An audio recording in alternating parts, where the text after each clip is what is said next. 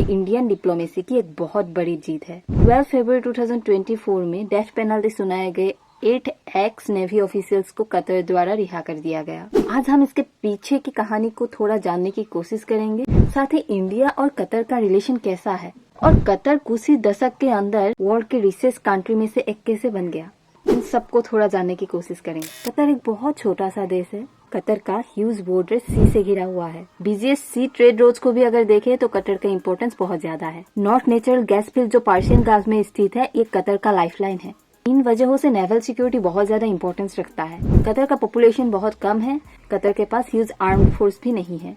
अगर आपके पास huge arm force नहीं है, उस समय बहुत powerful smart fighter craft defence equipments होना बहुत ज्यादा जरूरी हो जाता है, क्योंकि नेवल सिक्योरिटी कतर के लिए बहुत ज्यादा इम्पोर्टेंट है। और इटाली नेवल शिप, सबमरीन्स ये सब बनाने के लिए जाना जाता है। तो कतर इटाली के साथ बहुत सारी नेवल डील्स करता है।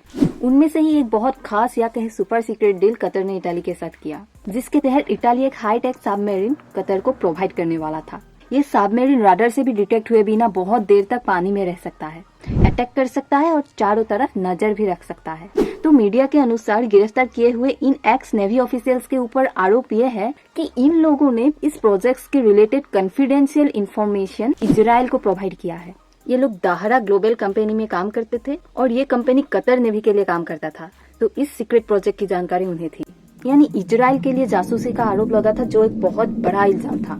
कतर और इजराइल दुश्मन देश है। कतर एक इस्लामिक कंट्री है। कतर इजराइल को अपना दुश्मन मानता है और कतर पैलेस्टाइन और हमास को सपोर्ट करता है। और इस समय इजराइल के लिए जासूसी करने का इल्जाम एक बहुत बड़ा इल्जाम था। और ऐसी चीज किसी भी देश के लिए बहुत बड़ा सिक्योरिटी इशू बन जाता। अक्टूबर 2023 में कतर की निचली अदालत ने इन लोगों के खिलाफ डेथ पेनल्टी की घोषणा कर दी।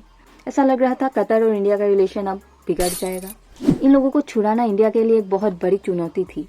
दिसंबर 2023 के COP 28 की मीटिंग में प्रधानमंत्री नरेंद्र मोदी जी कतर के आमिर से मिले। कहा जा रहा है कि इसी के वजह से कुछ दिनों बाद डेथ पेनल्टी को हटाकर लाइफ इम्प्रिजनमेंट में बदल दिया गया। और उसके बाद खबर आता है कि 12 फरवरी 2024 को सबको रिहा कर दिया गया। पहले डेथ पेनल्टी, फिर लाइफ इम्प्रिजनमेंट और फिर सबको रिहा कर दिया गया। इंडियन डिप्लोमेसी की ये बहुत बड़ी जीत है।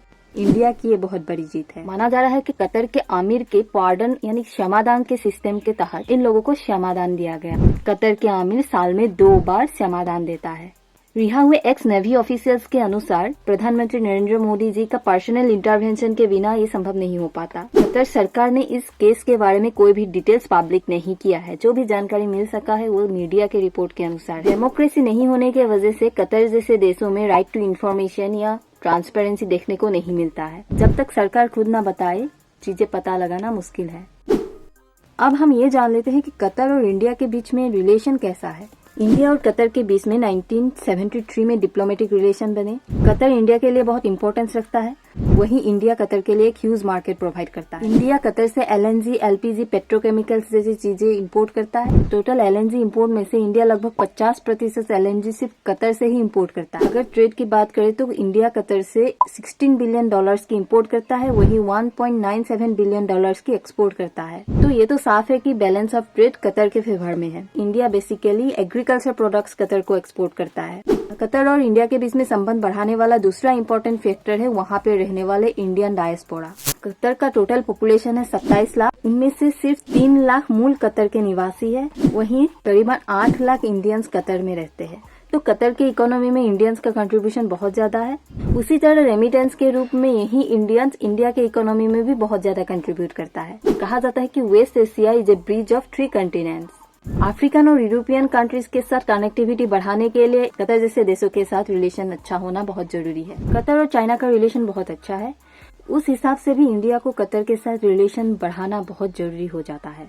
क्लाइमेट क्राइसिस के समय रिन्यूएबल एनर्जी सेक्टर में दोनों देश सहयोग बढ़ा सकता है। डिफेंस के सेक्टर में भी दोनों देशों की सहयोगिता है। जैर अल बहर नाम से एक नेवल एक्सरसाइज दोनों देशों के बीच में होता है। कतर पर जब कुछ अरब कंट्रीज ने सैंक्शंस लगाए थे तो इंडिया ने कतर की मदद की थी।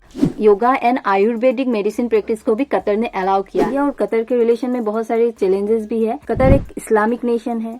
नुपुर शर्मा के केस में कतर पहला कंट्री था जिसने इंडिया पर सवाल उठाया। कतर का रिलेशन पाकिस्तान के साथ भी बहुत अच्छा है और कश्मीर के इशू में कतर पाकिस्तान का ही साथ देता है। ये आरोप लगाया जाता है कि कतर पर माइग्रेंट लेबर्स के ऊपर बहुत ज्यादा शोषण होता है। कतर के अगेंस्ट इल्जाम ये भी लगता है कि कतर इस्लामिक टेररिस्ट ग्रुप्स की मदद करता है। कतर बेस्ड अल जजीरा न्यूज पोर्टल इंडिया के एक नेगेटिव इमेज को प्रमोट करने की कोशिश करता है।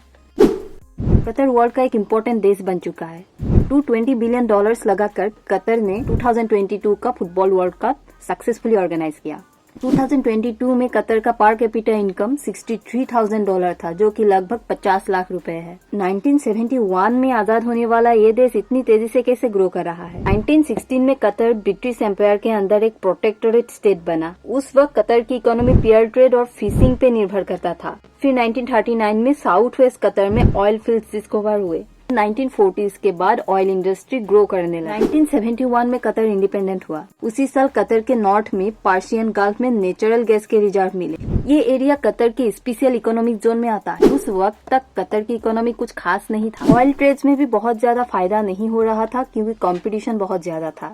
उस वक्त सऊदी अरब का भी बहुत ज्यादा इन्फ्लुएंस एंड इंटरवेंशन देखने को मिलता था। 1990s में कतर ने बड़े फैसले लेना शुरू कर दिए। टेक्नोलॉजी और इंफ्रास्ट्रक्चर डेवलप किए गए। कतर तेल से अब नेचुरल गैस के ट्रेड पे फोकस बढ़ाने लगा। नेचुरल गैस को लिक्विड फॉर्म में यानी LNG के रूप में अब ट्रेड करना स्टार्ट कर दिया गया। लिक्विफेक्शन के जरिए नेचुरल गैस को लिक्विड फॉर्म में लाया जाता है। इससे इसका वॉल्यूम कम हो जाता है, जिससे सप्लाई करना आसान हो जाता है। क्लाइमेट अवेयरनेस के समय पर दुनिया में लिक्विफाइड नेचुरल गैस यानी LNG का डिमांड बढ़ने लगा। LNG कोयले से 50% कम और तेल से 30% कम कार्बन डाइऑक्साइड प्रोड्यूस करता है। रसिया और ईरान के बाद कतर वो देश है जो सबसे ज्यादा नेचुरल गैस प्रोड्यूस करता है। नेचुरल गैस के ट्रेड से कतर की इकोनॉमी बहुत तेजी से ग्रो करने लगा। इससे मिलने वाले इनकम को सही जगह पर इन्वेस्टमेंट किया गया, इंफ्रास्ट्रक्चर डेवलप्ड किए गए, लोगों की स्टैंडर्ड ऑफ लिविंग अच्छा होने लगा। अब कतर बड़े और सिग्निफिकेंट देशों में बड़े बड़े इन्वेस्टमेंट करता है। कतर अपना सिग्निफिकेंस एंड डोमिनेंस बढ़ा रहा है।